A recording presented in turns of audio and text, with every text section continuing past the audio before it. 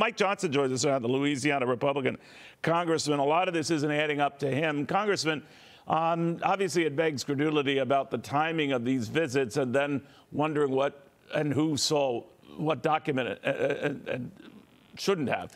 But now there's the issue of trying to get a sense of who visited and who might have been there to see this. But there is no visitor's log at the president's home there. So what do you do?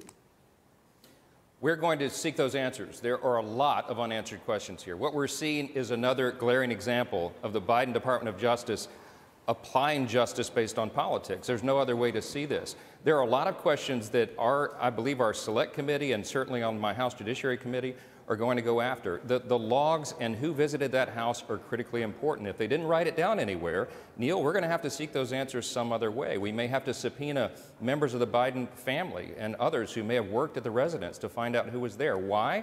Because we had critical, very highly sensitive, classified information there. And among the people who listed that as a residence, by the way, is Hunter Biden himself in recent years. So we have a lot to seek answers to. And if the DOJ will not supply it, we'll have to get it another way. Well, it would be a given, would it not, Congressman, that family members would be there? Now, whether they saw documents or unaware of them is anyone's guess. But what good would it do to subpoena family members for whom this is a home?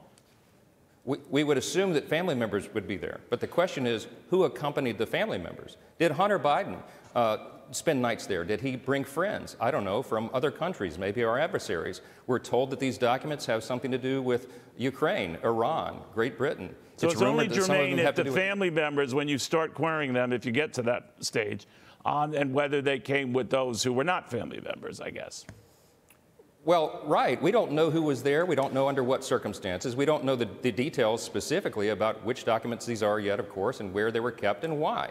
The Department of Justice is impeding our acquisition of this information, and that's a real problem. You know, there may be fingerprints and DNA evidence on some of these papers, but now you have the president's lawyers, his private attorneys rifling through them. They'll be spoiling that evidence. The DOJ has not been forthright about why they're not searching other Biden properties. Apparently that's the protocol. That's what they did at Mar-a-Lago. Why not here? There are a lot of questions about when they knew about this. Did they withhold this information until after the midterm election? That seems obvious on its face. We've got to get down to the bottom of this, and it will take our committees investigating on our own to do it. Now, we have requested the information from Merrick Garland himself. Jim Jordan and I sent a letter just a few days ago. He has until January 27th to comply and provide us that information. If he doesn't, we will continue. And no, as you said a moment ago, this story is not going away anytime soon. So real quickly then, do we know at this point, Congressman, whether any of these classified documents have indeed been taken, either given back to the National Archives or put in an area where they can't be seen by anyone else anymore?